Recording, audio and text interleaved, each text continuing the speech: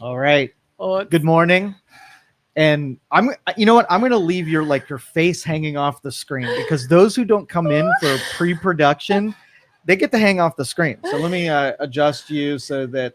Can I swap this chair out real quick? There you go. I'm going to give. This is the loud squeaky chair. Okay. Do whatever you got to do. Like the audience will wait. They got nothing else to do. They got nothing else to do. What? Like they're busy? This is the Diva Show. I mean, I can keep the squeaky chair, and then y'all can just listen to it squeak. I think it bothers you more than it does anybody else. Look how tall I am. Wee. Okay, there you go. Here's Kelin. Okay. Are you ready, Kelin? Ready. Okay. I think the lack of symmetry is going to bother me more than you, so I can't it's going to bother me too. All right, what's new? What's going on? Not a whole lot. Not a whole lot's new. Okay. I gotta say, I've said this before. I'll say it again. I'm kind of pleased. 90s are coming back. Yeah. You think so? You ever yeah. see it? Like, when I put this on, I feel like this is my 90s outfit. And then I see like other trends online of 90s things. I'll hear my kids like singing songs to themselves. And I'm like, how do you know that song? You know, and it'll be like, I don't know, something they saw online or whatever. And all of a sudden it's popular again. And I was like, ooh, it's back. Yeah. There are only so many expressive options that you have. And so to recycle them is necessary. You only have so many. You only have so many. Mm-hmm. In fashion, think about if you're a fashion designer, right? Uh-huh. And you move in a direction, you end up where you began because there's only so many different variables. Once you've done them, you got to go back and into the beginning.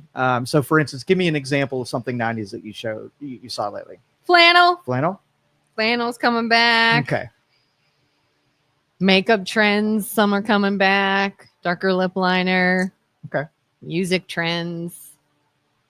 Yeah. You given enough time and you haven't done something and it's like, hey, you know what? They got these skateboard things. I wonder if like we made that popular and had kids do skateboarding. Bring it back. And then it gets to be too common. Too many people are doing it. Can't set yourself up to be unique doing it. And then you're like, I'm not doing that anymore.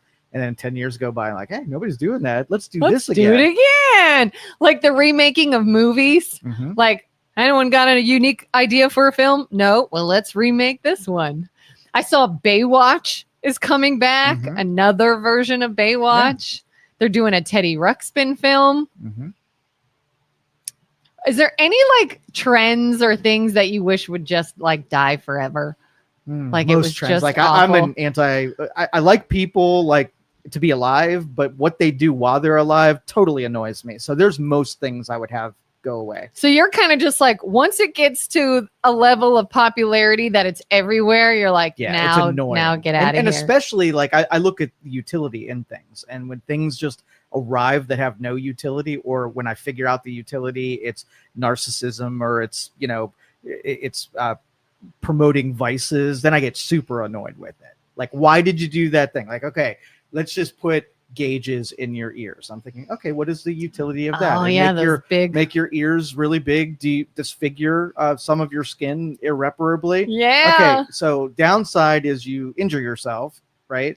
And what's the upside? That you make a spectacle of yourself so that people pay attention to you? Because it's no different. You ever see the guys that do like the piercings all over their face? Yeah. Right? It's just volume 1 on a volume 12 scale. Yeah. And when I know that what human beings do, which is they ramp things up and try to outdo themselves, then what are you going to do? You're going to gauge your cheeks and then gauge your nose and then just have bullet holes in you all over. I mean, it's and then do you get mad if people stare? You do. Like that's because to me the worst. It doesn't have the effing effect because not everybody is going to take your expression and have an appreciation for it. So when you do it, you have to understand that you are going to annoy people like me who are then going to I'll passively just roll my eyes at you like, how stupid are you?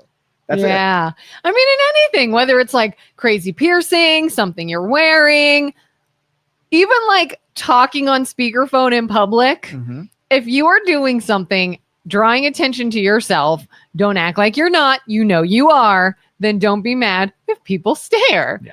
And they're like, oh, what are you doing? Oh, I'm going to listen to your phone conversation. But again, like this is a contradiction with me because I love people pushing on the status quo, right? Yeah. I really enjoy that.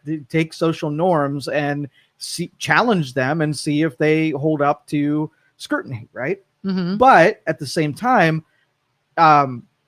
when it brings attention that you weren't asking for, you invited that in. So you got to be able to handle it. It's your responsibility as the person pushing on the status quo to be able to handle the pushback that you are inviting into your world. So if someone's got like enormous gauges and their ears are all stretched out and their face is pierced and they're welcoming it, like, yeah, you want to talk about my stuff? Yeah, I'd love to tell you about it. And I love the attention I get. Then so be it. And then the complaint would be like, oh, man, I can't believe that I'm treated differently when I go in public. Why won't people just accept me?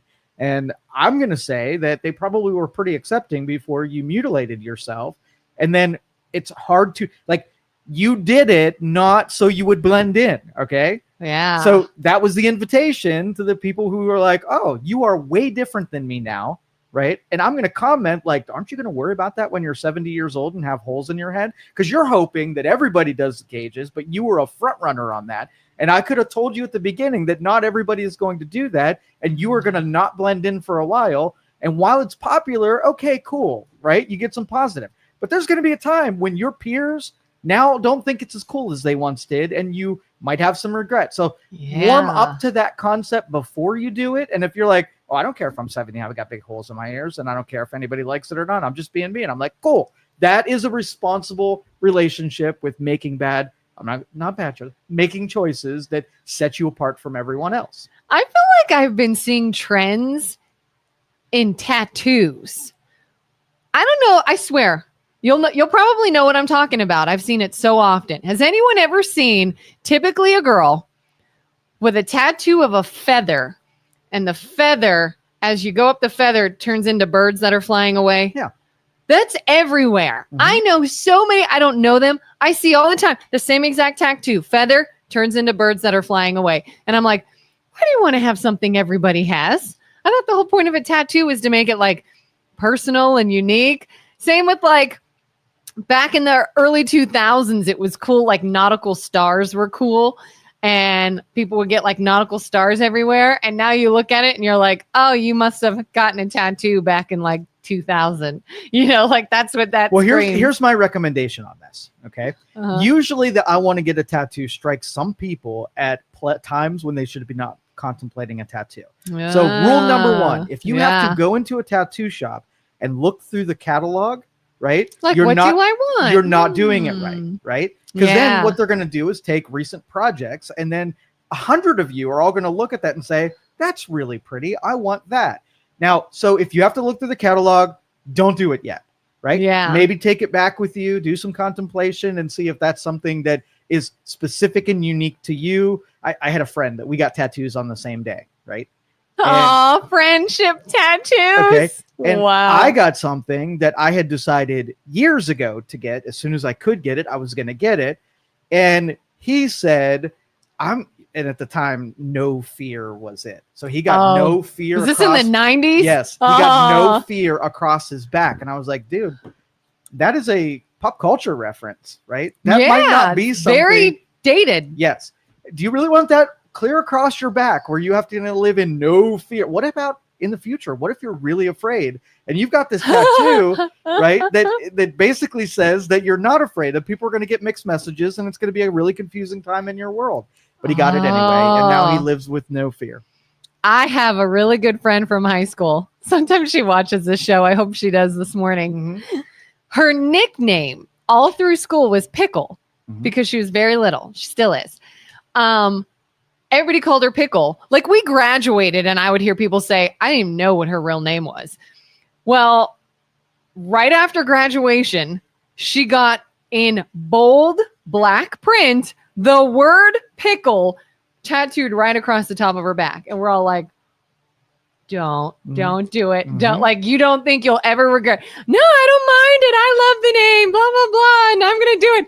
To this day, she has. And I remember people saying, what about when you get married one day in your backless wedding dress? So sure enough, when she got married, I made her take a picture with me going in her backless wedding dress, Pickle.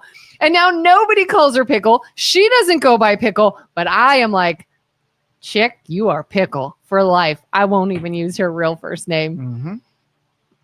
Wonder if she regrets that. I wonder. I've never really asked her. Do you regret it, or? And sometimes, like when something pops into my brain that I think is super clever, and I share it with the world, and then I read it like years later, and I'm out of the state of mind that I was when I shared it with the world. I'm like, what the F was I thinking? Why did I not have a team of editors that say this does not have lasting appeal? But it's out there forever. And I'll get reminders on my phone of that day. I'm like, what the F was I thinking? So I don't think humans are really good about making long-term decisions because they get caught up in the emotional moment and they do dumb things that they have to live with for the rest of their life. And maybe that we should have accountability partners before we make any kind of decision that could affect us. I've said this recently in the last several days to people. I'm like, what can be probably the most difficult thing about this show that we do is we keep it moving. And so when we talk about deep topics or important issues, like we talk without sitting and thinking for a while sometimes because we're in the moment. We got to keep it moving. And sometimes I'll say something. I'll feel real good about my answer. And then I'll leave. And a day or two later, I'll go, you know what? I'm thinking differently now. Maybe it is this way. Maybe blah, blah, blah. But I had to just respond. And I'm like, guess what? Now my answer is on the internet forever. And I might not even feel that way in a year, in 2 years, and days. But that's the most important part of public dialogue is that you get real, legit responses from people. If we were, let's just say we had bullet points and we knew what we're going to say, we got to think about all of them, it would be not as great to listen to because these are hot takes in the moment and you get the most raw and truthful responses. And I think that's the best part of public discourse.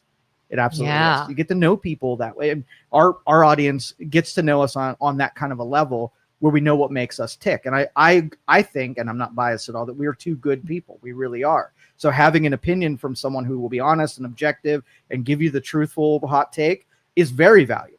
Having people that are just emotionalized and captured and won't give you truthful statements and just parrot responses, that's not appealing because if I wanted that, I would just turn on mainstream media and I would get that all day long.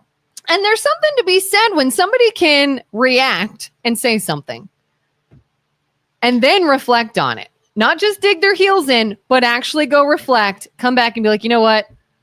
I've had some time to think. I want to change my answer. I want to do things differently. And that should be a virtue.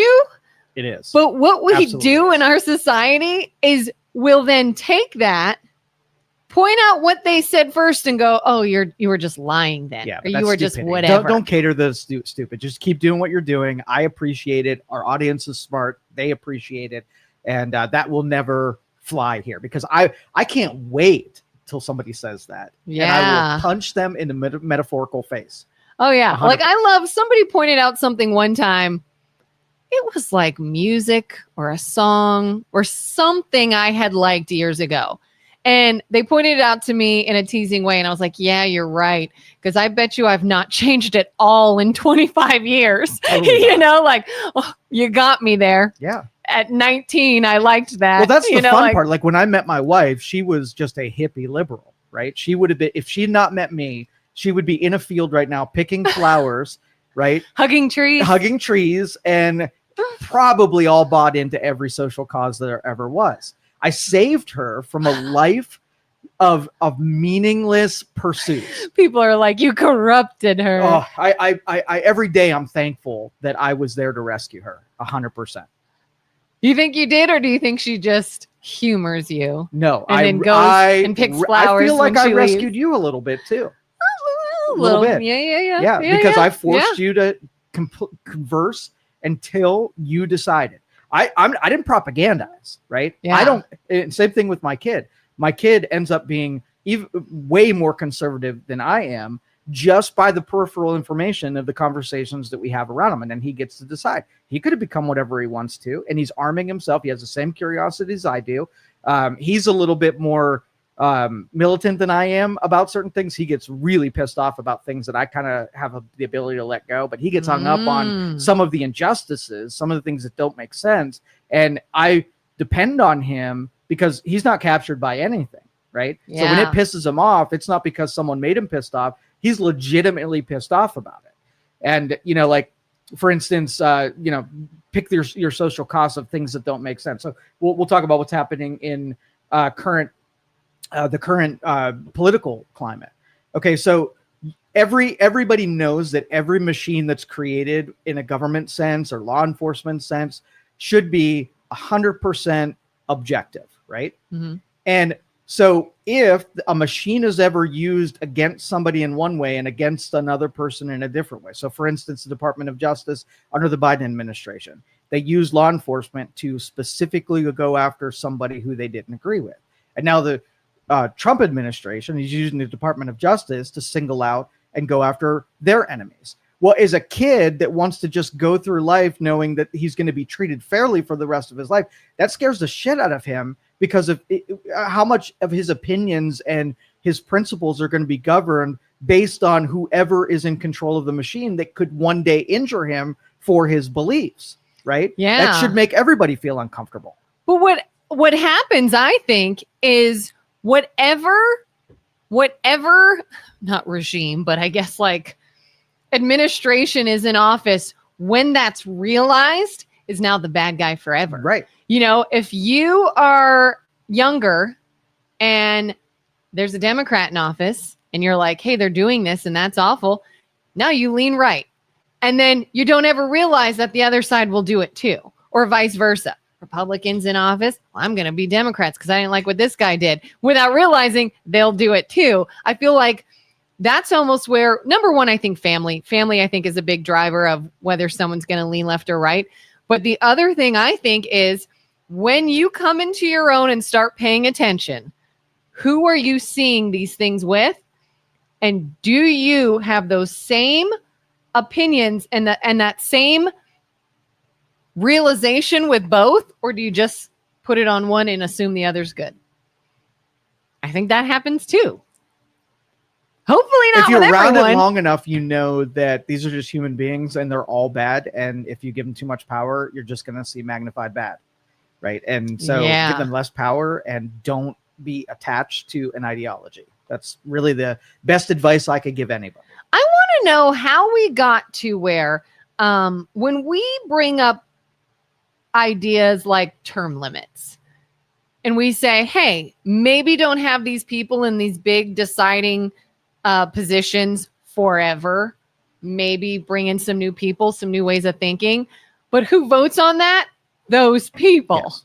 How did we set that up that way? Like, we're trapped. We're trapped. How did we trap ourselves? Like, how is that legal? How is that a thing? Okay, so we, at the same time, we acknowledge the founders and how genius they really were. But then when it comes down to the practical exercise of government, the people that are good, like when they want to get something done, like let's just say somebody in government says, I want to solve homelessness, right? So let's just say we were little government, had very little power, nobody really paid attention to them. And they were like, oh, we have this apparatus that can do some good, so I'm going to do some good. And they're like, the constraints of government doesn't let me solve homelessness because I have detached power and I can't do any of these things. So then they're like, hey, let's give ourselves a little bit of power so we can go over here and solve homelessness. And everybody's like, yeah, that's a good idea. And then everybody realizes all they got to do is create a justification that's noble. And then people will be able to say, here's some more power so you can go do this good thing. Well, the founders would have been like, hey, I get that you want to do it for a good reason, but don't do that, because what you're going to do is you're going to create a mechanism now that extends beyond the power limitations that we formulated. We tell you what will happen.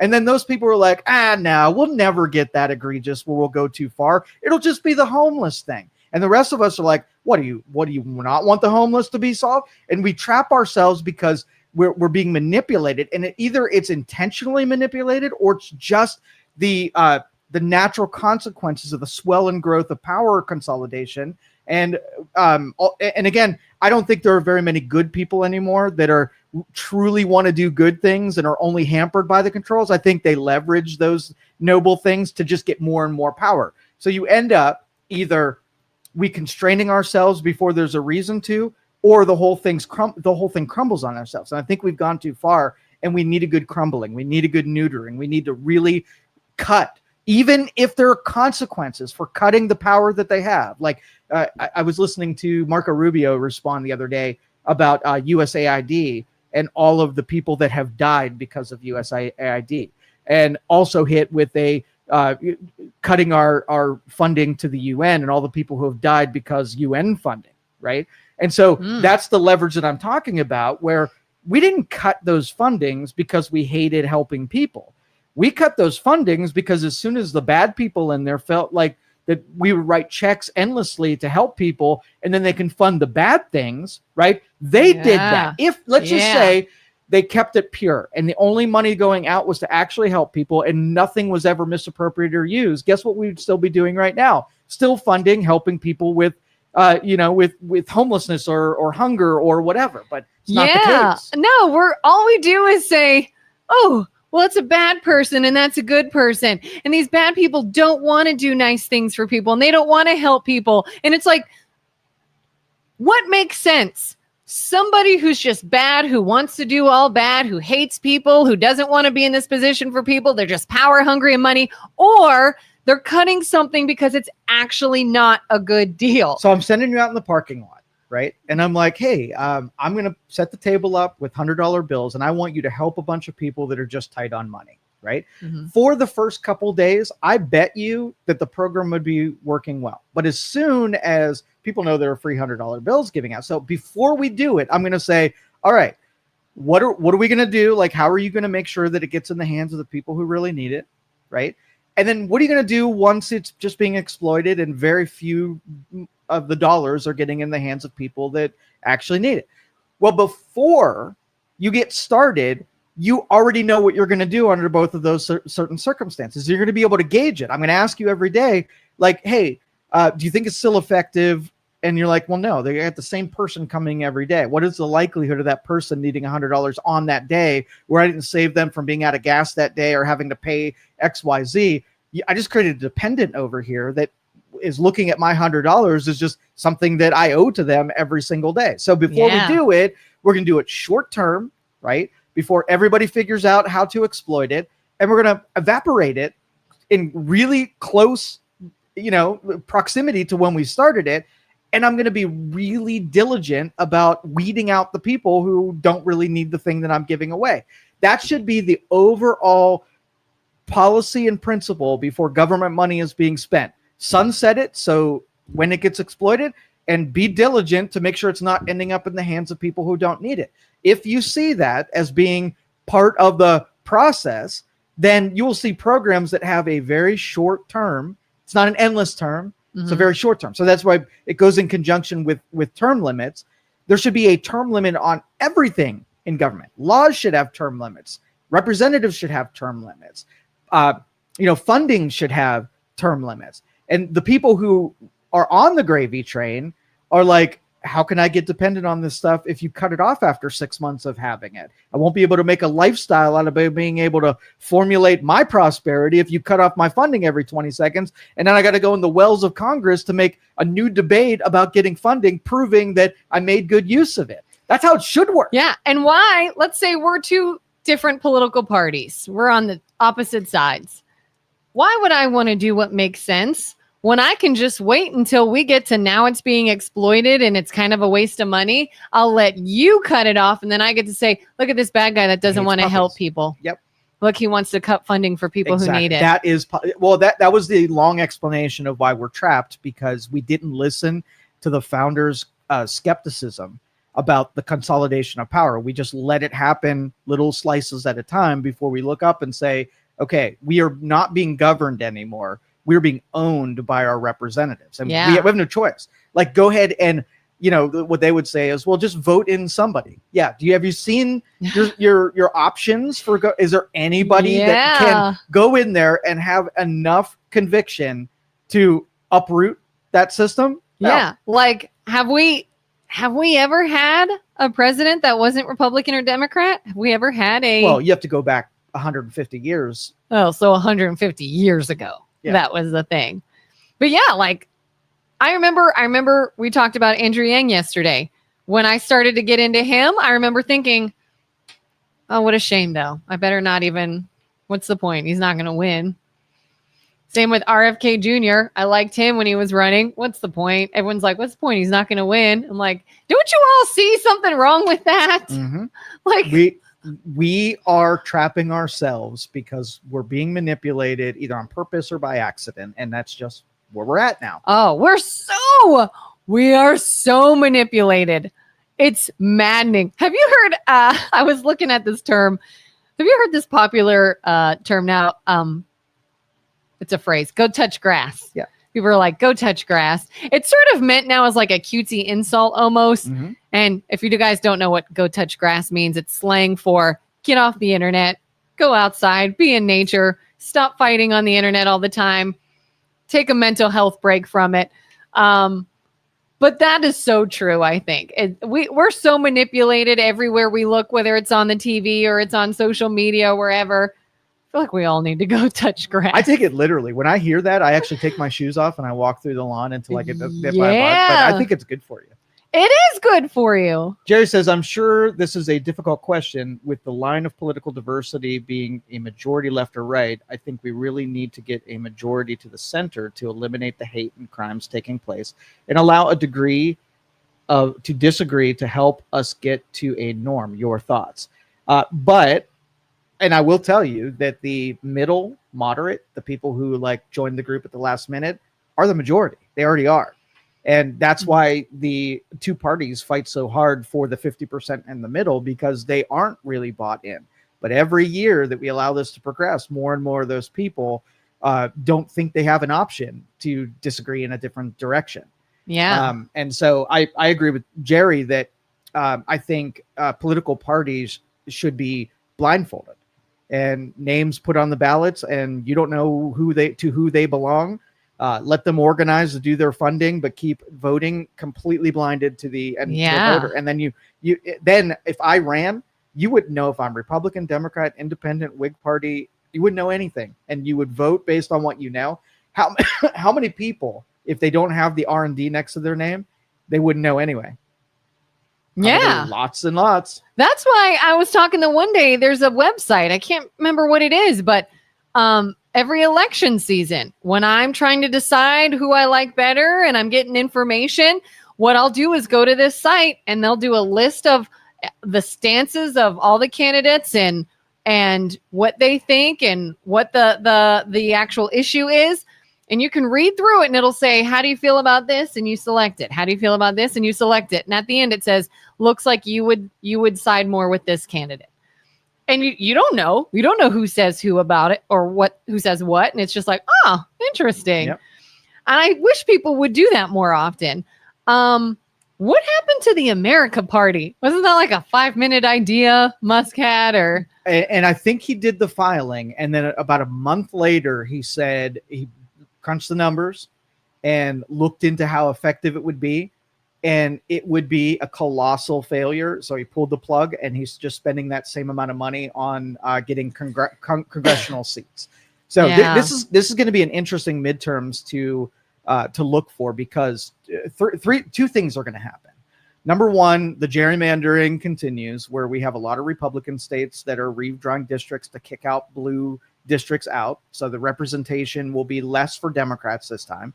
And number two, having the illegal immigrants being ripped out of the census and sort of like an off-cycle census being taken that doesn't have illegals being able to be counted in that census, because districts are set by population is set by census. So you rip illegals out of there and a lot of Democrat voters disappear, which means that you have less congressional districts because population shrink. So they're going to lose seats from gerrymandering, and they're going to lose seats from a mid-cycle census being retaken. And so I don't know that they're going to do the census in time for midterms, but I'm pretty sure by the next election, the next big election, that they'll have a new census being taken.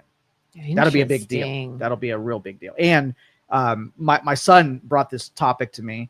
He must have been looking at some kind of meme map about the states that really push against voter identification. And he said, all of those states are blue. Like, why are those states blue with identification? What if they just switched it and made it identification? How many of those would be less blue?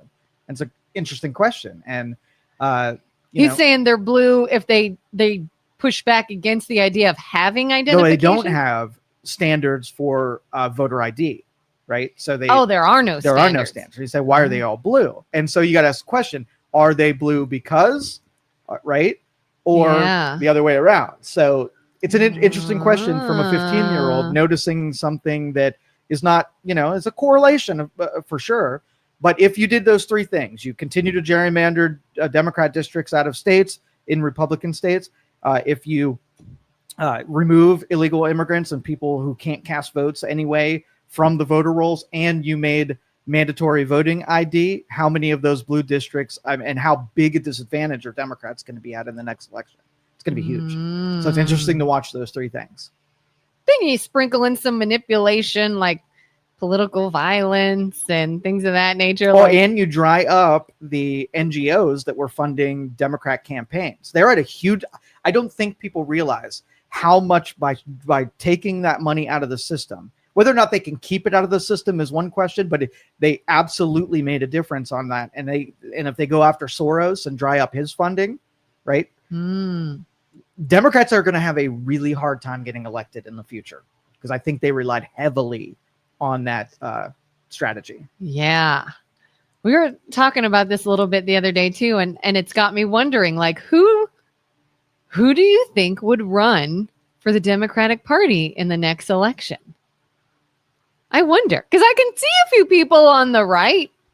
I could see, like, obviously JD Vance maybe wanting to run.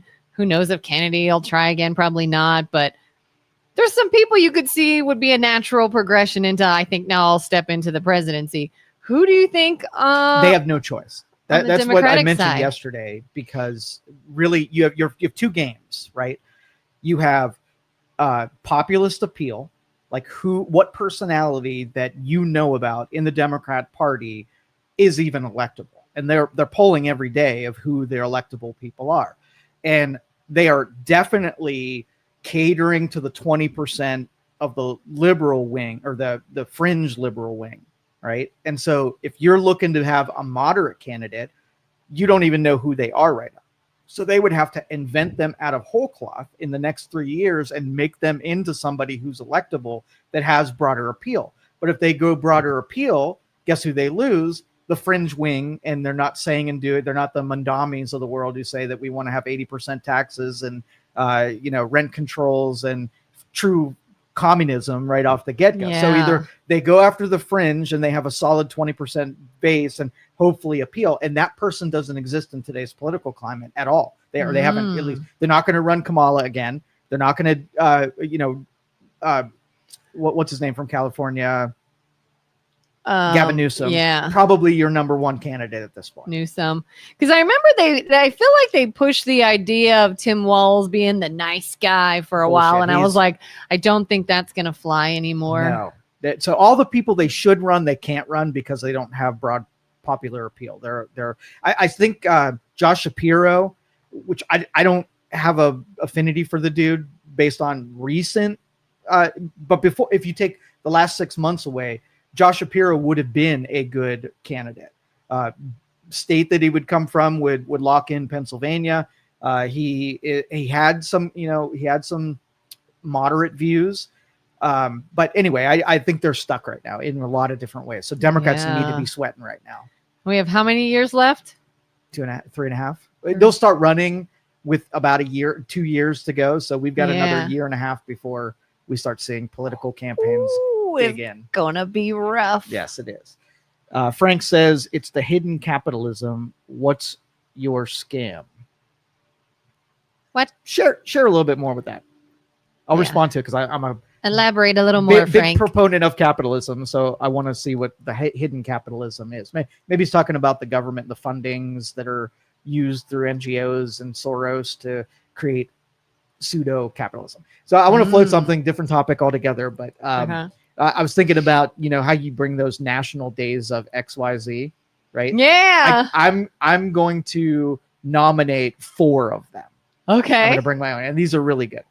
I wonder if they already exist. They're all the same. They're all the okay. same, right? So every quarter, every 3 months, it's the National Parent FBI Deputization, right?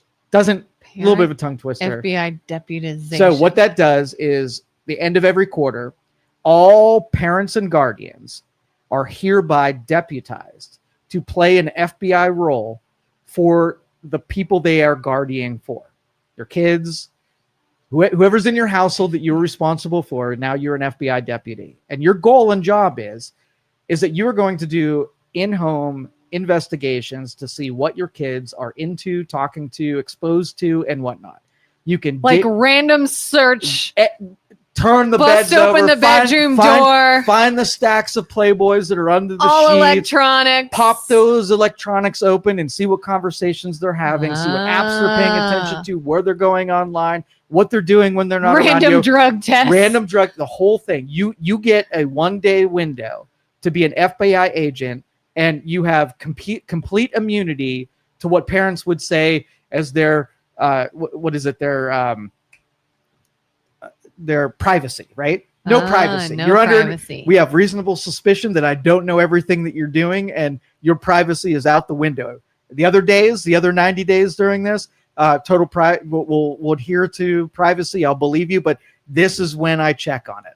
So show me your Discord, show me your Instagram, show me your Snapchat. Let's dig into it. And now I'm get to know the children that I'm guarding for, because parents are responsible for their actions, right? Yeah. You don't know who they're talking to. What if there's some, random furry group that's, nudging you to take action at somebody with violence? Yeah. You won't know it. And you're a parent. You got to put a stop to that shit. I'm actually kind of concerned more than I used to be now, because this is something I did maybe not often, but somewhat regularly.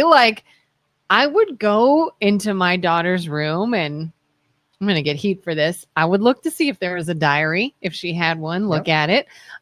When she got a phone, we would go through her text messages, everything she was doing. Well, she didn't know at the time that we can see deleted text messages on the phone.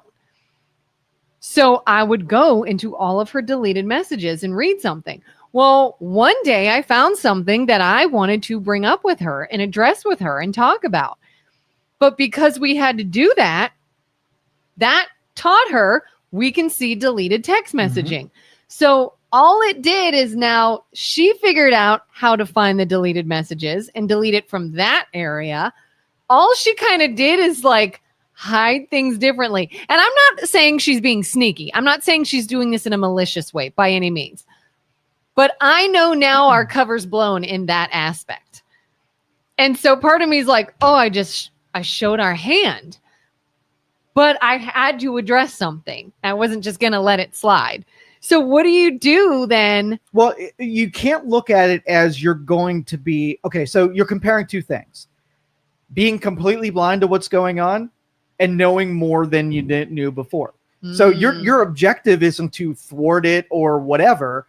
It's a check so that they know you're paying attention. If you're not paying attention to it, then they basically have nothing to fear, right? Yeah. But if they're going to get into a conversation and know that mom in 80 days is going to be paying attention to something, it'll either throttle them, right? So that they don't do that kind of stuff because it's going to be outed. There's no veil anymore that's going to hide their actions, and they're going to govern themselves knowing that they've got some oversight. Or they're going to do what you said, which is they're just going to, hide it a little bit better. But at the very least, you will have more information, even if they get to hide stuff. The goal is not to make it so that you're now the sole authoritarian. It's just to know more than what you, and most of the time, just the fact that you pay attention. And don't do it on the cover. Don't sneak in and look at the diary. Oh, Say, we're going to have diary day, or we're going to have look at your Discord chats day, and they know that you want to know stuff. I've even sometimes just randomly popped in a room. Hey, what are you doing? How's it going? Can I see your phone? Why? Just want to look at it.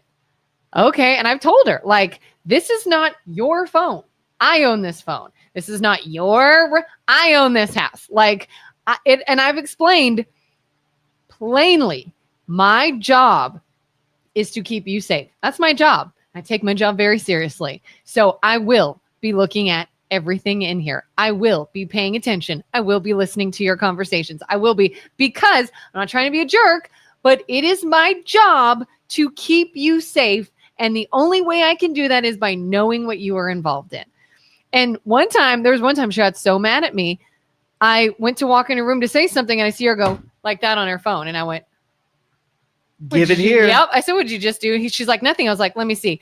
Why? Why do you have to see? I was like, really? I'm just going to ignore what you just did? Give me the freaking phone. And I did look and there was nothing. There truly was nothing. I think I startled her. But the fight, why would you fight me? If it truly was nothing, hand it to me. With my quarterly deputization, right? Then you can walk into a room and say, it's freaking that day again. I got to go through your stuff. Joe's making me do it because it's national guardians responsible for shit. Well, let me see the phone. We got to get through this together. Why don't you just tell me a bunch of stuff so that I could check the box that, I'm paying attention. We're in this together kind of thing. And it makes it easier as a parent to be able to blame the National Day of Parental FBI agents. And another thing I started doing, one, not only sort of pushing and being the aggressor and checking everything, but I have started, it doesn't matter what I'm doing to an extent. If my daughter is like, I have to tell you something that happened today. Let's go. And I sit on her bed and I don't have my phone and I look right at her and I was like, tell me the tea, because I want her. Yes. And it could have been something serious. It could have been something silly or funny. It could have been, well, so-and-so's boyfriend said this, or then she texted me this. And so here are some screenshots of our conversation. And it's middle school girl drama that I don't give two craps about, but she does. Mm-hmm. And I don't want her to ever think I can't share this, mom, or mom doesn't care. So I was just like, oh, okay, then what did he say? Well, then what did she say? And I sit there and interact because I don't want to ever stifle that. Like, come to me with everything. Exactly. Well, I will guarantee you that if you've got a kid that's less than 18, that they are in some kind of chat, communication, relationship with someone who you as a parent need to be a filter to see what that means and what danger they're in, because their brain is not to the point where they're suspicious in the right ways that can really orient all of those conversations and that material. And you need to put it through a prism. So let's just say, do you think your kids being on social media have ever seen things that are pornographic in nature? They're not even on social media, but probably. Okay. Yeah. Do you think they've heard language that you would rather not let them hear? Yes. Do you think they've heard political perspectives that are deranged and you would want to re-explain the right way? Yes. Okay. So think about your kid right now having all of that in front of them and nobody giving them guidance over how to interpret that. Would you want to have that conversation with them? So on FBI Day, you get to go find out like really how deep they are in those conversations. So we're dealing with all these, these liberal, alternative lifestyle people that are angry about freaking everything. They're going into environments because they're attracted to what they're pissed off about. They're finding people who won't go do the violence themselves, but if they can nudge you to go do it and they don't have to get in trouble, now you got this person that thinks they're justified. They think they're angry and they've got great reasons to be, being nudged by adults, given information to make it more likely that something happens, and then handing off weapons or telling them how to make bombs or giving them strategies about how to, perform violence on another person. Yeah. Now, do you want your kid to be a pawn in something that is way above their pay grade? Well, and another thing I think we have to do as parents is we have to be so careful about our own biases. Like the videos, I'm sure you've seen them, where children are like either cheering or crying about a political candidate. And it's like, that kid doesn't even know who that person is. That kid's not following what's going on in the world. They're hearing you and your bias and what you're telling them. Yep. And I've seen our kids sort of root for those we are and, oh, darn, if something doesn't go our way. And I make sure that I am so careful to not ever put in them like, this person's right and this person's bad. It's just, oh, well, here's what I like about this person. You know, other people feel this way about this person. It's kind of whatever you think. And if they say, well, who do you like? Well, I like this because of this.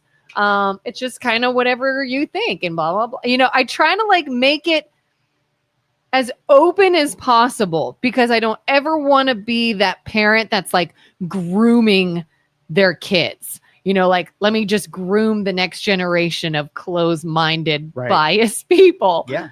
Oh, it's scary. So there are going to be some parents that suffer from these two things.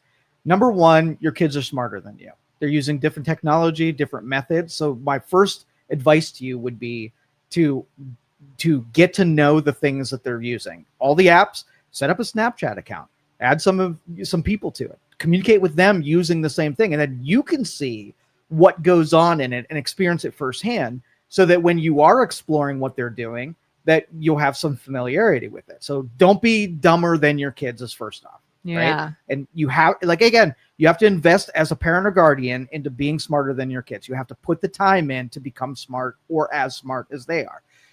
And then number two is if you can, like, as a parent, the standard is that, you want to give good guidance without controlling the outcome. Like, how annoyed would you be if you had principles and your kid would not be a reflection of your principles, versus if your kid would not be, like, if you didn't believe in murder and your kids murdered people, like, that would definitely be like, I want to stop you from thinking that that's a justified reaction or response. But political ideologies can be a different thing. Like, how many, and I pick on liberals because we're just in an era where it's their time to exhibit bad behavior because they're at a disadvantage. They are using violence as a tool of their expression. They are, holding people hostage and want to control, the actions of other people. Republicans just have the same potential to do those things. We're just not in an era where there's a lot of it happening. So that's why they're being picked on in this era. But if you take something and you're trying to get your kid as angry as you without giving them all of the infrastructure that regulates that kind of behavior, you might be pissed off that we're destroying the environment. Great. Okay. The principle is we want to be considerate with the environment. We don't want to do damage. But as a parent, if you're like militant about it and making your kid into militant, they don't have the ability to control those emotions and thoughts. That's why I said above your pay grade. So if you're going to give them that anger, you also have to give them the ways to handle that anger and express it the right way. A 15-year-old is never going to express themselves reasonable, rationally. They just don't have the ability to do at that point. Yeah. So if parents are inciting their kids to be little shitbags they're going to hurt other people because they're angry, and without giving the tools to be able to do it healthily and, the right way, I blame the parents for a lot of that. And it would be interesting too to see if you're putting that on them, like, oh, here's anger, here's outrage, here's whatever. When they then show that towards you, do you punish them? Do you give them the don't talk to me that way? Exactly. It's You're like making a little angry firecracker that's just going to go off at the worst possible you time. just fed it. Yep. Stephanie says, I check my kids' stuff often. Occasionally my daughter gets a morning not appropriate language, take it down message. Yeah. Oh, that's good governing. That's good governing. You're looking out for them. But again, it's hard for a parent to not turn into an authoritarian figure. Once you gotta already know that they have exposure to this stuff, and it's gonna make you mad when you discover that XYZ person said something, and then your little, naive vanilla person just got exposed to something you didn't present to them. You're gonna get mad and gonna be like, I shut off all controls and I'm going to put you in a bubble and I'm not going to give you exposure, versus arming your kid to know how to process that stuff. And if there are unnecessary, like Discord's the Wild West. If your kid's game, right, all the games have the Wild West communication where they get together with other people playing those games through Discord. Well, there is more child perverts. There are perverts that prey on those people through Discord than any other service that I've ever been exposed to, right? And so your kid has probably had conversations with people through the guise of gaming and talking about games, and they're trying to be exploited every day, and you should be petrified of that.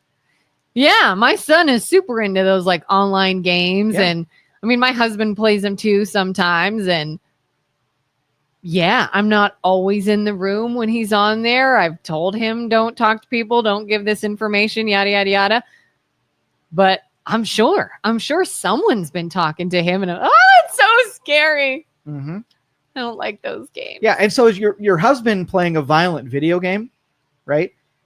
He knows the difference between shooting someone in a game versus shooting someone in real life, right? Yeah. You expose violence to somebody who hasn't quite oriented themselves what is make-believe and what is real, and they're so used to it. Every day they come home from school and they pull people out of their cars and they kill people, and if they die, they just respawn. Yeah. And so I would say your husband's smart enough to be able to orient that stuff, the way it should. A 14-year-old probably is not warmed up to how the real world even works.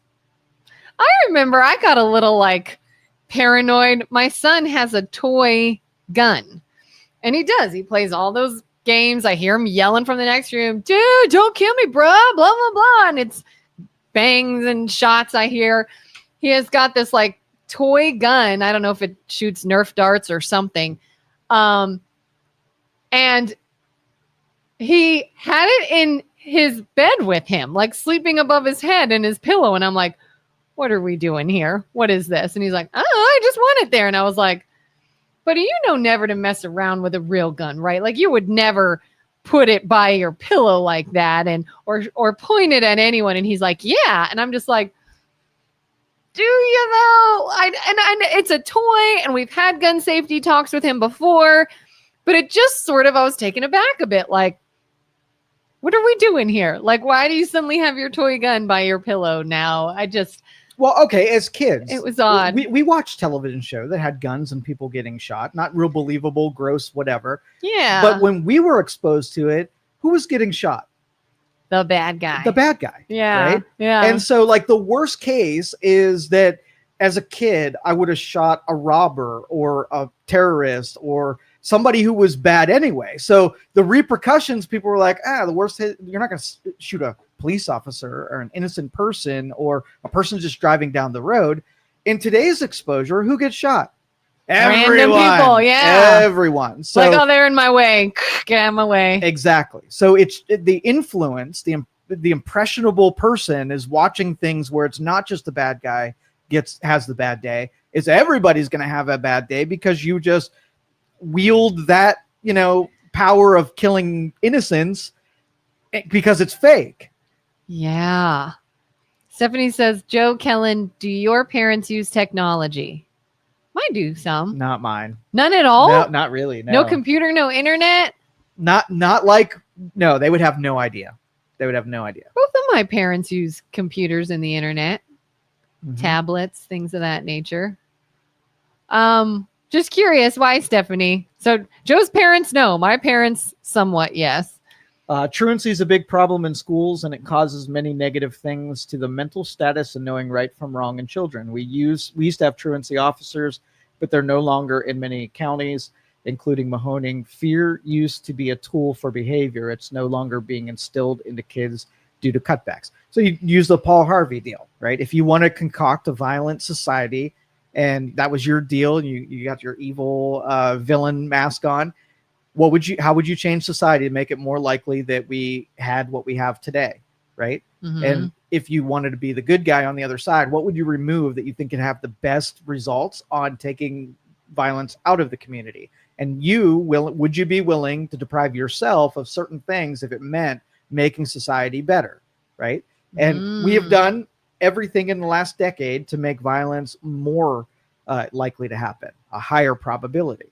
If you want to so you take impressionable people and you fill their brains up with a bunch of anger, you expose them to violence all the time, you give them the opportunity to get all of the killing devices that they would want, and then you use language. It says, hey, if you do this, it's actually a good thing because that guy's a Nazi.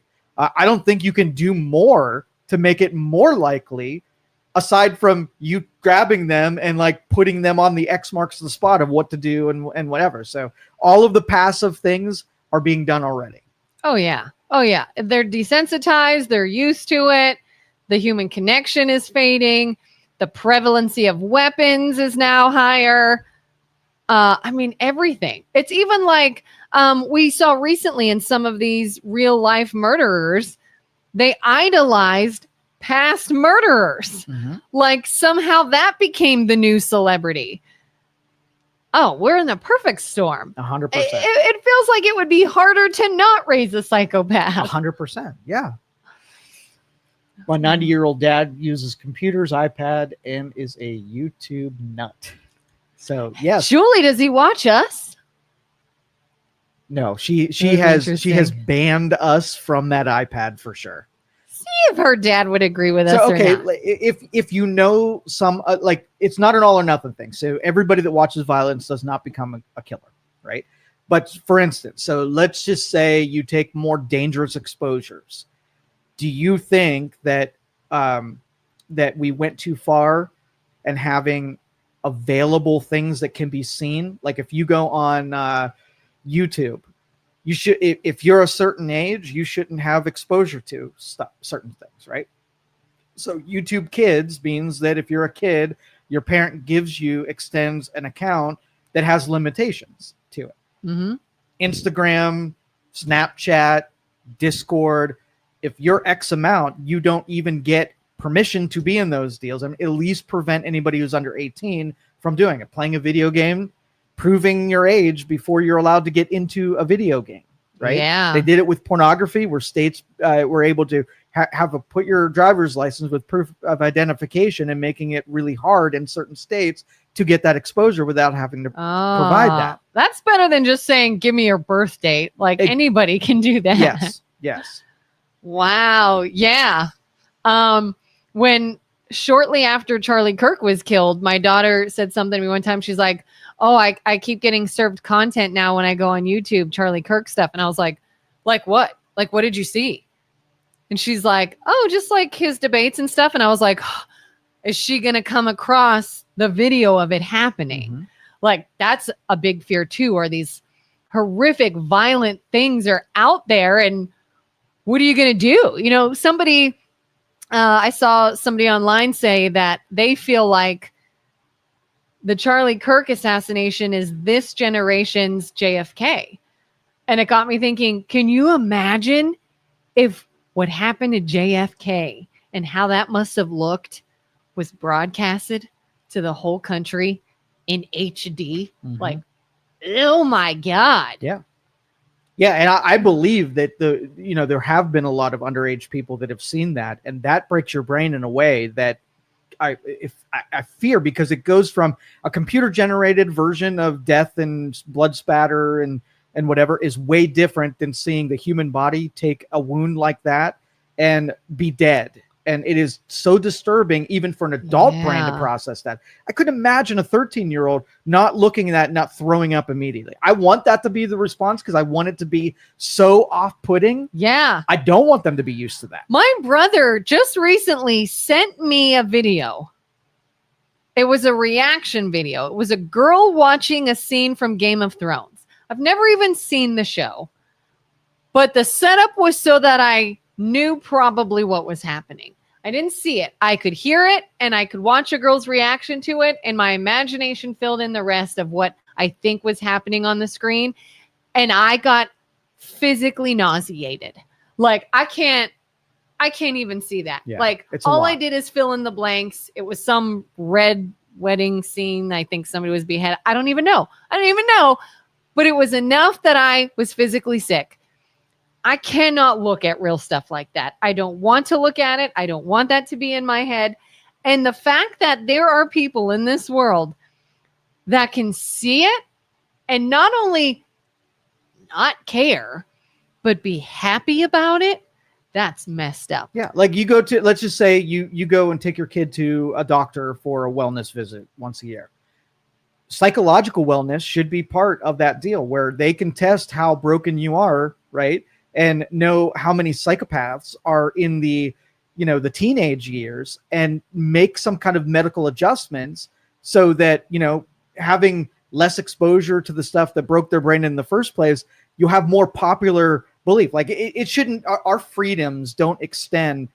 So for instance, if we got real accustomed to saying, here's an 8-year-old person that thinks they're another gender, right? Mhm. And then everybody, there's a group of people that will fight or say, oh yeah, an 8-year-old knows what's going down. They know themselves. They know how their body works. They know the ramifications for doing this. Let's let them freely express themselves rather than having a guardian that is supposed to be managing the decisions that person is making, and how disconnected between how do we go from kids can't get a tattoo until they're 18 because they make bad choices to this person's going to mutilate their body and change their whole biology for the rest of their life. But let's let them do that and have the ultimate say on it. You're not even allowed to vote because you shouldn't make major decisions. Yes, you should be governed by a parent. Yeah. You should have somebody that's helping you make those decisions, not deferring to a kid on the decisions they're making. We're backwards, we're upside down. There's this idea in even like the military community. They say when soldiers get out of the military, after a while, they really start to kind of come undone a bit. And they say it's not over the stress or trauma of what they saw and what they experienced, although that is part of it.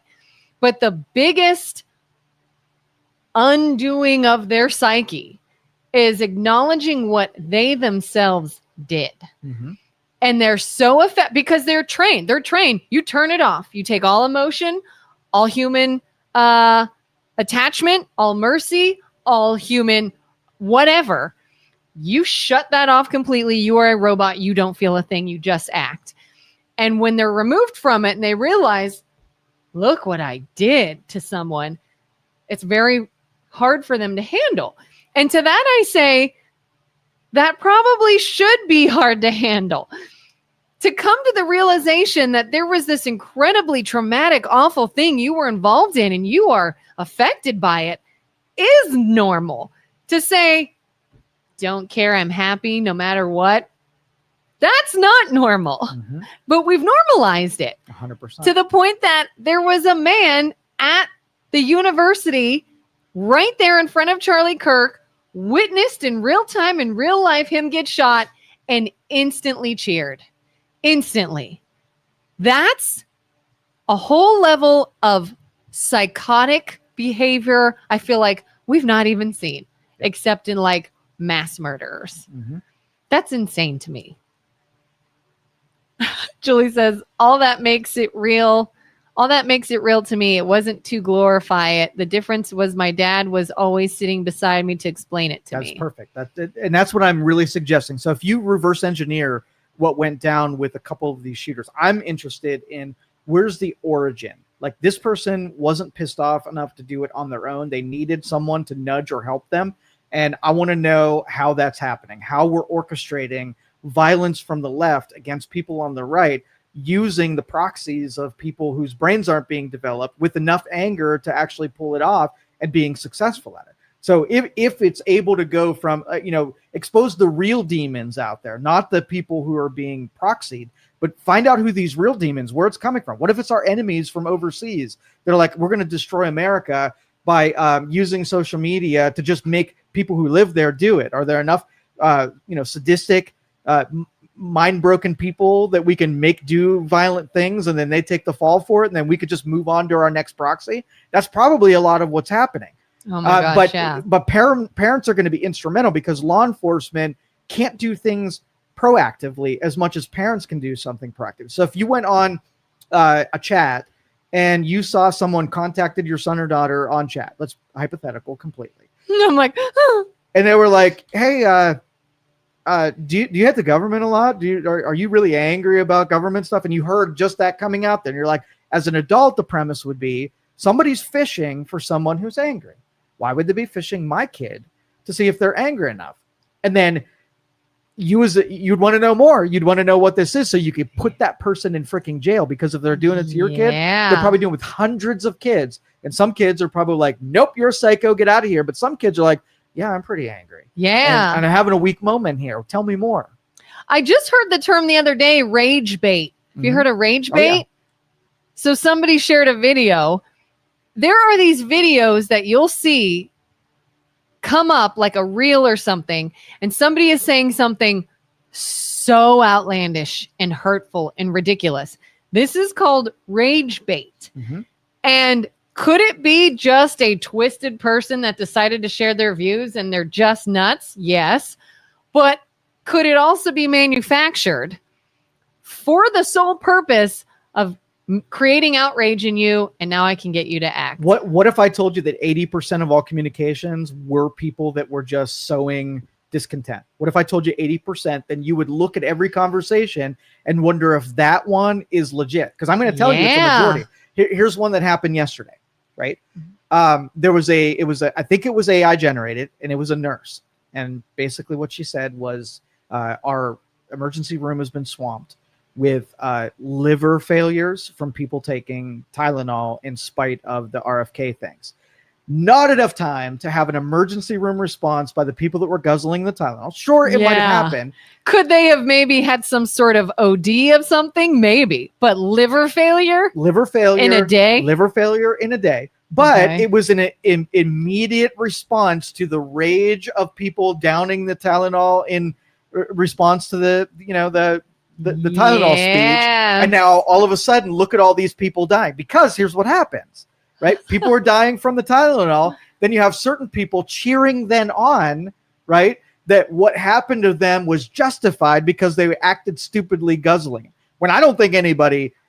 First of all, I don't think that they guzzled that Tylenol. I think they did it for clicks and they spit that shit out. No one's going to take a mouthful of Tylenol because that's just really dumb. If they did, we're in really bad shape. But then to have a huge liver failure contingent in our hospitals, not likely. Oh my God. And it's so prevalent. We see this everywhere. I saw somebody, it was a reel of a woman reacting to a reel she saw. And in that one was a man that's like, I'm so over Republicans now. You're all done. You all deserve to be ended. You shouldn't have a life anymore. And if I meet you in person and you tell me that you're on the right, I will take your life right then and there. And all this like horrific things. And she's kind of reacting to it. And I was like, is that guy even a real video? Or is that rage bait? Psycho? Maybe. Manufactured by someone online to create discontent, to create anger, to create whatever. Good chance. Yep. Zero shields against it. That stuff is being manufactured by other people, and you're susceptible to it. I know for a fact that I'm a cynic. I'm a skeptic when I read anything or see anything. So it doesn't affect me at all. I'm able to take it in, know that it was probably concocted, and spit it right back out, and it changes my brain at all. You're AI. Totally. Yeah.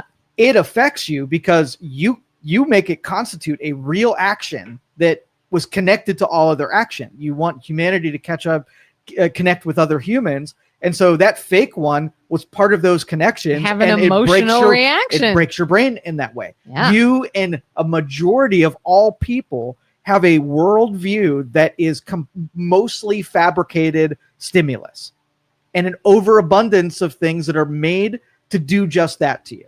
Yeah. Which is why I've sort of just been getting away from it. Like, you'll see people that want to just fight online and push back. Saw something last night I disagreed with. Somebody posted something about Charlie Kirk that could not have been more wrong. It was literally wrong information. That's all it was. It's not your opinion. It's not how you felt about what he did or said. What you shared is not true. And I just went, delete, delete, delete, delete. Let me go watch a happy little video. Because it's futile to fight back. People will only hear what they want to hear. They don't care about factual information. They've already decided what they're going to believe. And so I've started doing this just whole, nope, nope, nope, nope. I'm not even seeing it. So I'm going to go touch grass and surround myself with golden retriever videos all day long. And it helps. It helps. Well, I mean, talk to your husband about this, but there are methods of sort of like the strata that you have to, what? Kenneth's comment.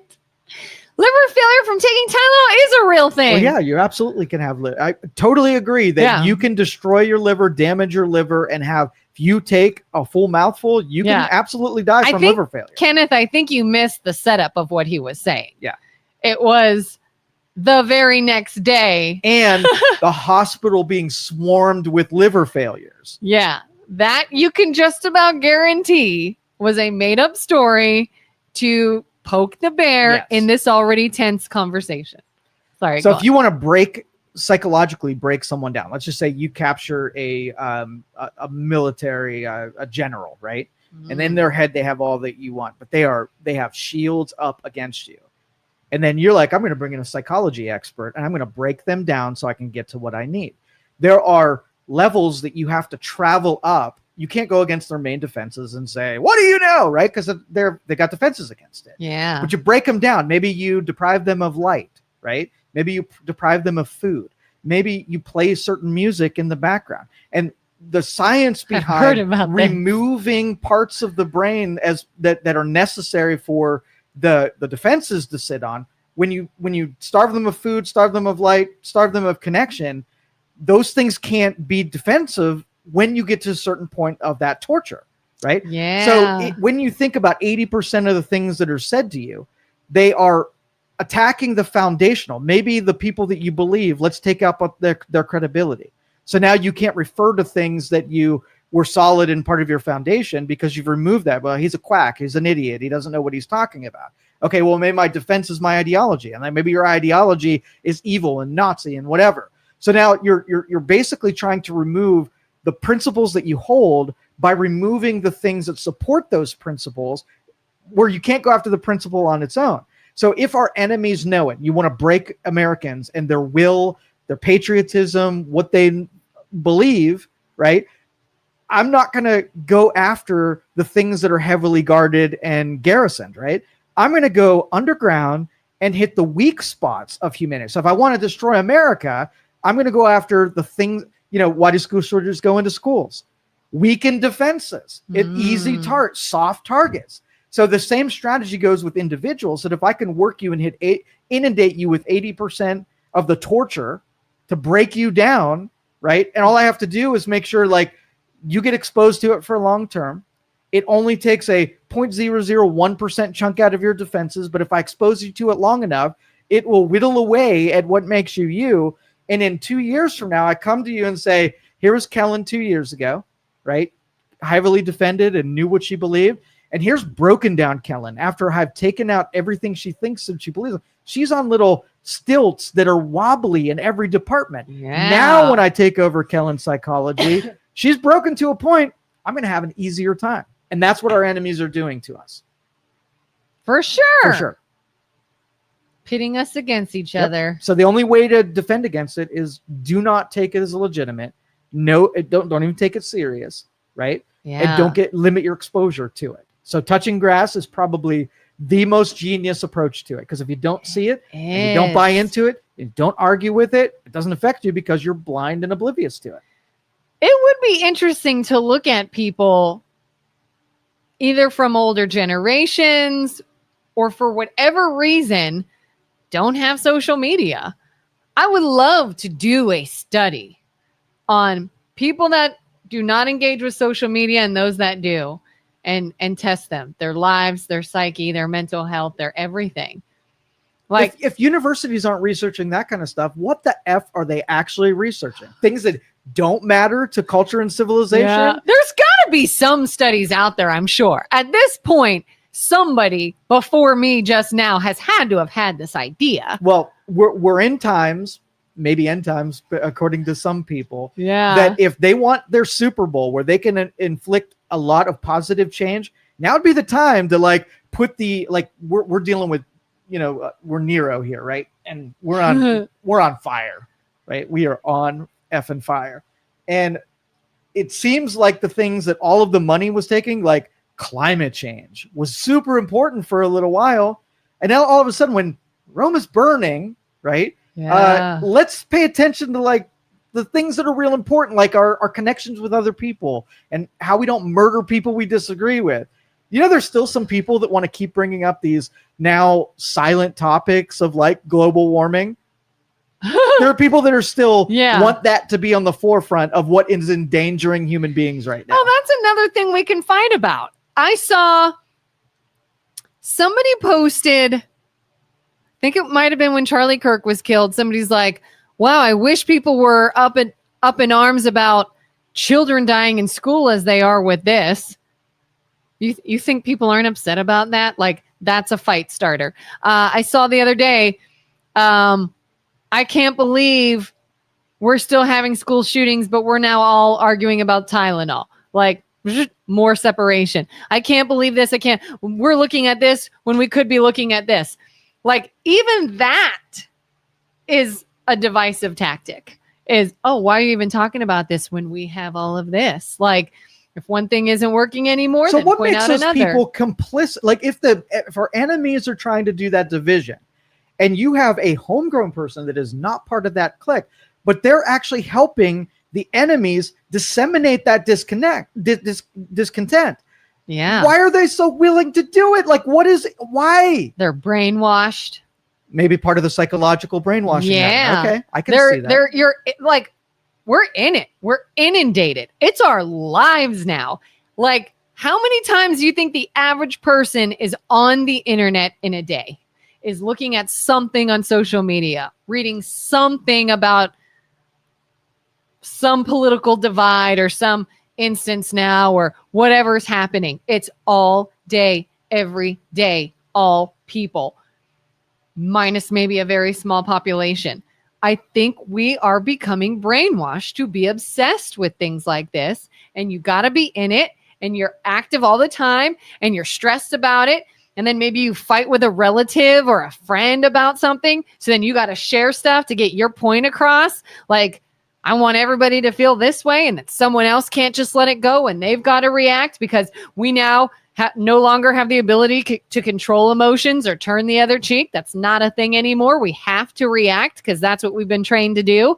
And it just keeps going. And we're all right fighters. We don't care about finding actual true information. We just want to be right. I can't ever admit something I thought was true isn't true. All right, Kelin, you're bumming me out, right? I want to have. Sorry, humanity's done. I want to have hope that there is not 100% guarantee that all of the world falls apart because of this. And so far, what we've talked about, I'm pretty going to be right. I need some confirmation bias that we're just doomed. So tell me why we're not doomed. What could possibly happen that shakes that up and takes all the complicit, doom subscribers and the people that are involved in wanting the doom to happen. So if let's just say something happened today, right? Let's just say that we'll use the Mississippi case. So a black gentleman was hung from a tree, right? And the sheriff of that city in Mississippi said that this was a suicide, right? And so objective people were sitting by saying, there's a possibility that this might be a racist lynching. And it might be just some guy who hung himself from a tree. I'm going to take a step back and really see what happens. I'm not personally involved. I don't have a bias towards that everything's racist. And I'm also don't have a bias to say nothing is racist. So I just so that would be an objective point of view. Yeah. So what would we have to do for everybody to pause and not immediately jump on this is absolutely racism, even though I don't know anything more than you do. I know it's absolute racism because I wanted it to be racism. So now I have the option. What can we do to take that person and have them shut up for a minute and let's wait on it? Honestly, what I keep going to, and it's not a popular idea, I think things were better before social media. I was not at all sad when there was talks of a TikTok ban. If we took away TikTok and Facebook and Threads and whatever the hell else, I think we would be better off without it. And I say that as a person that uses all these things. Well, I don't use TikTok, but I'm on social media daily, multiple times a day. I interact with people on it. I've always used this excuse of, I have relatives in other states, and that's how I can get a phone number. I can get a phone number and stay in touch with you. Honest to God, if tomorrow all the major social media platforms went away, I feel like that would be one small step in our country healing our brains. I really do. Well, you just picked the thing that's not going to happen. That does not give me hope. You didn't say how realistic is it. I said I want you to save me from thinking that it is 100% chance of doom. So you have to float something out there that has a likelihood better than 0. Because I want people to know the truth and know that there's bad in the world. And when it is bad, you gang tackle it. But I don't want it to be that everything is bad, even when it's not bad, for that confirmation bias that we talked about. I want people to be reasonable and objective. But that's impossible. You want people to be sane. Yes. And think clearly. Okay. And be objective. Yeah. And consider other sources. Yes. And listen to people with the idea of listening to them, not just so waiting you're just in for agree their turn. we're doomed. Like, we're doomed. It's literally like save us from ourselves and unplug the TV. Go outside and play. Like, go talk to people. Only example that I can think of that saves us from this. Only example. Jesus? No. Okay, No. go on. I don't think he'll intervene. If he came here, I don't know that he'd Even take it on. Jesus is like, I can't with you people. I can't. Here it is. You ready? Yeah. Perfect AI. Put us all in all capsules where it's just our brain in the capsule. Let us live in a simulation that doesn't hurt other people. I thought we were talking about realistic ideas. It's gonna happen. So here, more realistic than my idea. let me give you more steps in the process. Okay. So within the next 10 years, occupations are going to be replaced with AIs that can do a better job than human beings. Now, I have a human being that doesn't really have any purpose. First couple months, they're going to maybe create great works of art and write some cool songs. And then the works of art are going to be created by AI and the songs are going to be created by AI. So really no one's going to pay attention to expressive works of art. And they're going to be like, have no purpose. So they're going to go out and commit crimes and cause devastation. So then going to be worse because now they don't have a distraction. They don't have an job. outlet. So now we're going to put them in a pod, right, to keep them from hurting other people and whatever. And we're going to put a simulation in their visor so that at least if they do bad things, it'll only be in something that they share with themselves. Their brain thinks that they're hurting other people and doing bad things. But in the real world, that was a personal simulation that kept everyone else safe from their decisions. And now we just have the Matrix where everybody's in a pod being used for CPU cycles. All right, that's totally an easier, more realistic 100%. Plan. Or yeah, The Purge. Oh God, that's worse. I feel like we're close to that, which is terrifying. No, we're not going to go The Purge. It's going to be the capsules. I can guarantee. And if they take this, okay, so like let's just say that we just decided to prosecute for every law that's ever been broken. Right? You break the law, you immediately, robots come out to you, they take you, and they put you in a jail cell. Right? Uh-huh. And now we're like, hey, we got all these people. A lot of the population are here. Let's make the jail cells different so that it's not just a person in a cage. That's kind of archaic. So let's make a jail cell that's a little bit smaller, right? Because we got way more people now. We're running out of space to put people. And we build a capsule. And we're like, well, this person's going to want to move around. And some IT person or technology scientist says, well, we can't have their physical body moving around because they're in a little capsule. Let's put a visor on them, allows them to mentally roam around so they keep their sanity, whatever they have left. So now we have the capsule, we have the visor. We arrived there without just inserting. We just we have the how to get them in the capsule, which we wait till they break a crime and have a robot arrest them. And then the cell becomes the capsule where that's their holding tank. And they're like, hey, we're going to, all these people are atrophying their muscles. Let's just cut off their limbs. Right. And now their movements only happen in that capsule. And then the rest of their body is not necessary. We can replicate this. So we take their brain out and we put them in the jar. And now the jar experiences the neurological, don't need eyes anymore. And now that's how we arrive at brains in jars. That's the full storyline. I feel like you're just dying for this to happen.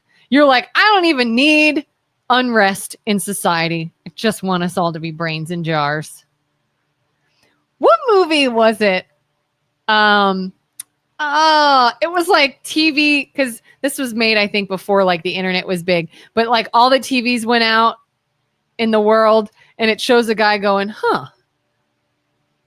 And he goes and he picks up a book and he sits by a lamp and he's like, and he just starts reading. What movie was that? And it was like when everybody kind of got away from their screens and stuff, they started just reading and being calmer. That's us, I think. And what they didn't see is when the TVs went off, there was rioting and every city was burned to the ground. And so that dude was the only one that didn't get violent. And everybody started burn the city fighting down. about their freedom of speech being taken away. Exactly. Because that's another thing I've thought of is Facebook is owned. It's a company, right? It's not a government organization. It's a business. Technically, if they wanted to censor, and they do, content, it's fine. It's not messing with your freedom of speech. You signed our terms of agreements. You want to use my business, my services. I can do what I want with it. What if all buzzwords were gone? Anything politics, any political candidate names, anything like, if anything started trending, Tylenol, now gone. Autism, no buzzwords. Musk, no buzzwords. Gun violence, anything immediately kicked out. And all social media is puppies and food again, and maybe makeup brands or ads for whatever. Like if we went back to when it first started, remember people used to complain. They thought it was dumb that people would take a picture of their dinner and post it.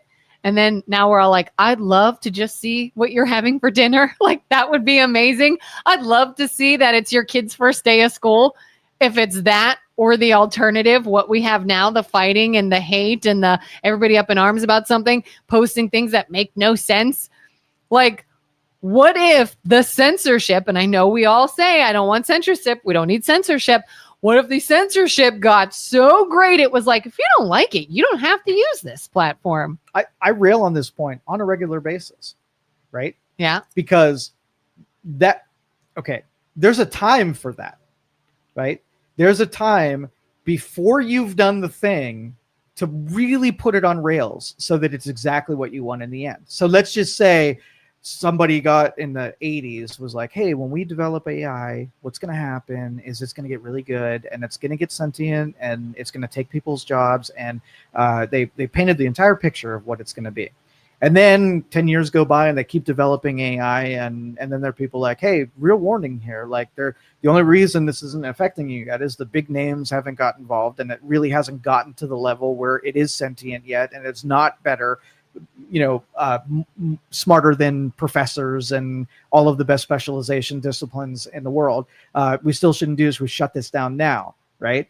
And then we didn't do that. And then it does become those things. And now you want to do, see, this is where you want to rail against it and say, you know what, this internet has hindsight. The internet has a chance of really revealing stuff that's more than just what you had for dinner. Let's stop this now and get everybody on board for that deal versus like, nah, I'll never do that. And when it does, now the genie's out of the bottle. It's too big. Too many things is hitched to it. And now it's too late. So I rail on, have all that contemplation and those really smart people. So you want to get a no fear tattoo on your back? Oh, guess what? Guess what? Let's have a conversation first of what that means today, in 10 years, and then when you're an 80-year-old person. And if you're cool with it on that whole spectrum and you know what you're going to do now, which no big problem now. When you're a parent, no big deal. When you're 70 years old, I got a little bit of a problem with this thing now. Do something about it before you pull that lever, not figure you'll just, open the dam, let the water flood, and then when we see it ready to crash into a city, say, oh, wait, no, I don't like this anymore.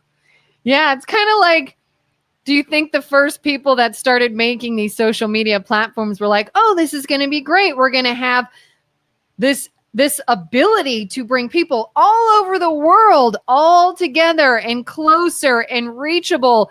And they're going to be able to discuss ideas and share things and post things that anybody in the world can comment and share. And oh, wait a minute. How can that go awry? How can we take all the people and all of their opinions, and that's not going to be bad at all? All right, well, so let's talk about a protective weapon that you would hold in your house, right?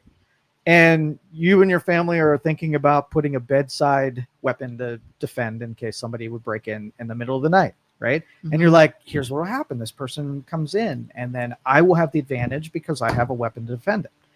Ask me somebody in the room and says, hey, what if somebody breaks in and they get my weapon, and then I don't have one, and I've given them one? Well, you don't want to talk about that part. Like, let's just pretend that the only situation that we want to contemplate is our advantage, our addition. Yeah. We don't want to bring the possibility of what we would do if that should happen. You see what I mean? So every deal, like it, let's just make it easier to communicate. Well, what if somebody bad comes in there and also wants to communicate? We don't want to talk about the bad person communicating. What if we made AI and instead of solving equations and working on stuff that human beings, what if we do it and have it do things that human beings were once doing? It's all part of the linear conversation that we sort of ignore the downside risks, and then we're shocked when those risks happen.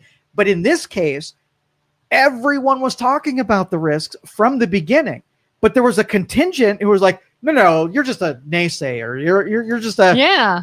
Kind of like, do you think they ever said, oh, we could sell advertising on this platform. We can make a bunch of money letting people run ads. What about fake ads? What about scammers that look like they have ads and then they scam people out of money because they thought it was just a regular ad? Yeah, the internet gives a true advantage as a tool to humanity, and the tool of humanity is going to be used against you. You can say that every example of a new innovation is used for good and used for bad. So as you go through those innovations, so if I create email, right? Email on its face is great, communicating with another person. Free access, zero cost, right? What happens when people who want to send you emails, like you don't want them to send emails, and you get 1 million messages per day? Now the people using it for bad are at a huge ratio higher than the people who are using it for good. Now you have to invent something to mitigate the bad people using the thing that you created because you didn't build that into the equation when you adopted it. You were just like, this is going to be awesome and everybody's going to use it for good. Nobody's going to think of exploiting my phone number and sending me 72 text messages a day with who they want me to vote for. That'll never happen. It's just going to be used for Joe and Kelin to say, hey, you look good today. Hey, you need to pay this toll. This toll. We're still waiting for payment. I knew we were screwed when I was at a restaurant one time. I got a fortune cookie, and on the back of my fortune was an ad. Ads in fortune cookies. I'm like, this is where we are. Yep. Making money will always trump doing good or giving something up for the betterment of humanity. It'll always be exploited. Everything will be exploited at a certain point. Everything. So again, like Stephanie says, how about when we had 3 channels to choose from? If we go back to, start talking about the 90s are coming back. What if we bring back the 90s with technology? Well, do you not think that would help? Let's go back even further than that. Let's go to the origin, the beginning of civilizations. Okay. You had gatekeepers. Life was slow and you had gatekeepers. Most people were in agriculture. Nobody was learned, educated at all. All of the information that we had the monks were protecting it, or they were in the churches, and they only let a few people in there because the information meant that you would enable these people to be more than just farm workers, right? And then they would start having ideas and they would want to start doing stuff and they would get angry about certain things, and you might have revolution. Just keep the information under lock and key so we don't enable all these people, give them means and give them connections and give them money, where these dumb people who shouldn't have access to the information now all of a sudden get it. And now they go against the church and they go against the government and they revolt, right? So you got to say, do we want the free exchange of information to everybody, or do we want the exchange of information to only certain people who can handle it and manage it well? Yeah. And I would even say, like, still have the internet, still be able to Google things and look things up and watch information and watch interviews and things of that nature. I'm saying the social media aspect, the platforms on which you can sign on to fight with people, to rile people up, to be served AI videos of false information, the rage bait.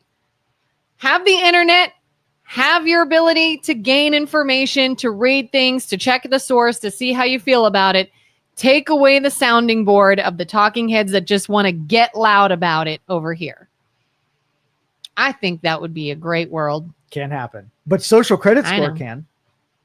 Social credit score. So this is going to be the end around for social credit score, because nobody would just adopt a social credit score, but we would need to be able to look at your profile Have AI look at who you are and assign you a score on what you have permission to do. And if you don't have enough permission, or you don't have enough brain power, or you don't have a stable enough life or a stable enough lifestyle, then there's certain things that are going to be a danger to you, and you shouldn't be able to do them. So a person that goes into a library, right, the social credit score would say who is really going to take. So if you're a person that causes trouble, you don't get good grades, you've never written an essay in your life, then a social credit score would keep you from going into a place where you're not there for the spirit or the intended purpose of the library.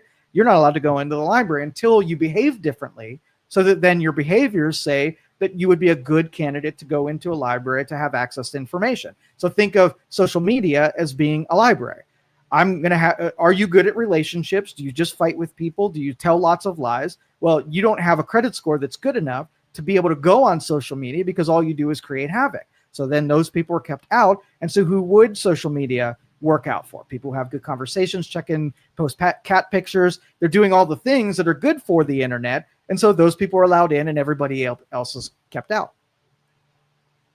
Let's do that. Did you just say, let's do a social credit score? I'll do it in a heartbeat. All the dystopian shows where there is a credit. I mean, in Asia, they're doing social credit scores. So are they? Yes. For real? Yes. The government. Yes. Oh. So they're modeling it and how it works. And the fear is, through all the dystopian shows you've ever watched on it, is it's a control mechanism. So let me just do the same thing we did with the good people, bad people deal. If it only would be treated so that the mathematics are making decisions behind the scenes, and all they're doing is keep bad actors off of social media, right? Then that would be that half of the plane. What happens when the government decides that you're not doing any of those things, but I have a weapon that I can use to make sure you don't get access to things by polluting your credit score and faking it out, and now you can't do things, and I can destroy you just by altering your social credit score? Yeah. That's not thinking through the could problem. Steal my identity and ruin my social credit score. That's right. Or it could get all jacked up, and now people that aren't deserving, they could go to the library of ideas, but somehow it's not working correctly. So now they're being deprived of something because of bad mathematics, and nobody gives two shits about it being screwed up. It's too risky to try to change something. Just nix it. Just gone. Goodbye TikTok, goodbye Facebook, goodbye whatever. It's just gone. You still have the internet. You can still buy advertising. You can still go to websites. You can still read things. You can still Google information. You can still have GPS. You can have everything. Take the platforms that people are at each other's throats and do away with it. What's the downside? I think like I'm actually a curious person, so that when I come across new stuff on the internet, it forces me to learn about stuff that I had never had exposure to before. I want to know when I see quantum computers. I'm like, oh, I don't know anything about quantum computers. And it makes a suggestion that I get in new territories. I'm an expert on biology. I'm an expert on finance. I'm an expert on quantum computers. I'm an expert on Tylenol now. Yeah. I had no idea how to even pronounce it. Acetaminophen? If you say it fast, you can just jargle the word acetaminophen. And that's me making fun of Trump, everybody. So Julie's like, yeah, go Joe.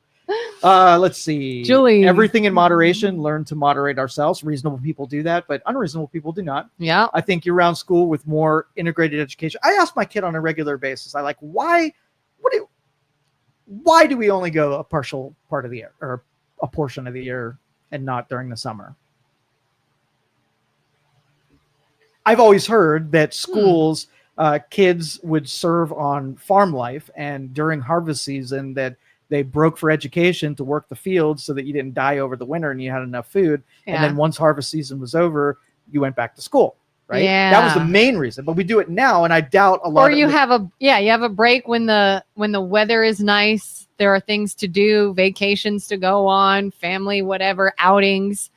You don't have school in the way of those things. You don't need 3 months for that. You need a couple days. You need people who study human behaviors and put just enough days in there so that, like if you made the argument that your brain needs to rest after learning things. Well, since I stopped going to school, I've spent every day learning new things, and I've never really taken a break from it. It's not like, oh, my brain hurts, right? Yeah. So there's other reasons other than what those, women administrators think is super necessary. And I don't think 3 months is necessary. I think a week, maybe having it so that you do get, a week off every 3 months, so that if you need to jam something in for a week. Would you then get through school faster? Hell Instead yeah. of graduating at 18, you graduate it. Schooling's dumb. The way they do it is so dumb. Mixing in dumb kids with smart kids and making smart kids slow down for the dumb kids, not segregating and separating it based on intellectual ability, grouping everybody and making them. I mean, think about a sixth grader who could be in 12th grade deal. And the only reason they're not is because the dumb ones are ruining the environment for the smart they ones. do have a little bit of separation. There's like gifted classes but for the norm, you're going to endure 90% slowdown for the smart kids because they're managing people who shouldn't even be there. Then we're just preparing them to get on social media. So they can go learn at their own pace. My kid went to Montessori. You know what the Montessori let them do? What? Pick a track and go as far as they want to, and they don't have to wait on anybody or anything. But if you've got to interact and wait on the dumb ones, that's preparing you for social media. I've got to interact and wait on dumb people and listen to this drivel. We cater to the dumbest amongst us. They should be put in, let's just say, not put them in prison, but put them in juvenile prison. All right. So you're there to learn. And if you're not there to learn, you put you in a place where we could get some value out of you. Maybe we make you do certain things that at least at the end of the day that we add this expense and you got a net positive out of it. They didn't pull in information, but at least they didn't make everybody else dumber because they existed. That's what and again, you change that and you make it shameful to be stupid, right? And not try and be the lowest of low. We elevate people that exhibit certain traits that go along with learning and education, put them in the real schools that everybody has to pay for, and put the dumb ones on work colonies or I don't know, some track. Julie says, Kelin, are you making the argument to eliminate this platform? Yes. She is. And I'll explain. I'll even go as far as to say keep YouTube. And here's why. I like the idea of long form videos because I think people need to get back to seeing information in its entirety, not a snippet, not a clip, not a regurgitation of what happened from somebody else that might have their own bias put in there. Watch actual long interviews, long videos, speeches, things that actually happen in the context in which it was said or what had happened. So I'll even say keep YouTube around. If people want to be able to hear this show, put it on the radio, put it on TV. What are they going to say? Oh, well, then I can't type in and interact. Good. Pick up the phone and you got the balls to say something. Say it to us. Don't be a keyboard warrior and be like, this is so dumb and podcasting equipment should be more expensive and these people are idiots. Call and say it. Come on the show and talk to us or shut up or watch it on YouTube. If we take away one more ability for an idiot to just spout off nonsense, again, what could it hurt? Well, what if we just made it harder to get to the content? So, I think those little situation comedies used to be 30 minutes in length, and it started getting us used to watching shorter form things, and you want a beginning, a middle, and end all wrapped up in 30 minutes. So it started changing our brains to be less patient and be unwilling to sacrifice something to get the entertainment or the knowledge that we were after. So maybe every YouTube video either costs $1 to watch, or you have to write an essay about why you're requesting the video and make it more difficult to, not free, nothing, everything free makes everything, polluted. Like if I made it $1 to send an email, how many spam messages will you get when you're being paid $1 for it? Right? Yeah. Keeps people away because being that a text message costs me $1 every time I send you a text message, right? I'm going to be really deliberate about the text messages that I send. What if we go back to it? You got to wait for free nights and weekends. Contact me. No free. No more free. So if I have so many minutes. If I don't know you, I have to fill out a form to be granted access to send you text messages. It means that I've got to make an investment. It's not going to be someone who's looking to exploit a bunch of people. It's going to take so long and cost so much. I'm not going to want to exploit it. I'm going to go something that's easier to exploit, not that one that's expensive and costs a lot of time. Yeah. We are serving and catering to convenience. We should be going in the other direction, making things really effing hard. Like, make it hard to get to school. Oh, and I've even noticed I'm right there with him. My brother, he and I send stuff through Instagram Reels all the time. And he'll send me something about, I don't know, a political candidate or an issue or whatever's going on in the world. And I'll start to watch it and realize this is a couple minutes long. And I'm like, dude, I don't have time for this. It's a few minutes. And I was like, give me the quick reel. I need the quick reel. I don't have time to watch this whole thing. It can't keep my attention that long. And I'm like, whoa, then you shouldn't have access to the information. Yeah. And so free ruins things. I mean, my son's a good example. He likes Raising Cane's. He likes their chicken there. And so he got in a real big habit that every time he was hungry, he wanted his favorite food. And so we bought it for him a couple times, but then I was my like, kids do that. And then I was like, hey, I want you to start paying for Cane's. So he'll say, hey, I really want Raising Cane's. I'm so hungry. I'm like, cool. It's, $12 when we get your dinner and you're going to pay for it. And he's like, oh, you know what? Maybe I can find something in the fridge. Right. So the behaviors when it's free, you don't learn to govern yourself because somebody else is paying for it. So I think free really messed things up, make things harder to get to or more expensive. Yeah, because even in Facebook's beginning, like when Facebook first came out, it was only for college students and you had to have a college email address to even access it. Mm-hmm. So the idea of having to have something to access it is not a new thing. That's exactly right. Yeah. Why don't we say, show me your credentials, show me you can be a grown-up? Because really, social media, it's like a dark playground for adults. It's dangerous. It's like you wouldn't go into a club in a bar without showing some ID. Show me you belong in here, that you could be trusted to be a grown-up and not cause a problem. Well, you better show me your ID to get on social media. And I use the word ID to be whatever it is. Mm-hmm. This is a good idea. We need to make our own platform, and you have to get through the door. We're going to have a bouncer to access it. And once you're in, it's all fun, positive, lighthearted stuff. I bet you we changed the world. Wrapping up there. Thanks for joining us, everyone. We will catch you next time. Bye. Thank you for listening to this show on Youngstown Studio. This is original Youngstown content. Feel free to share our videos and tell your friends about us. Don't forget to subscribe to our YouTube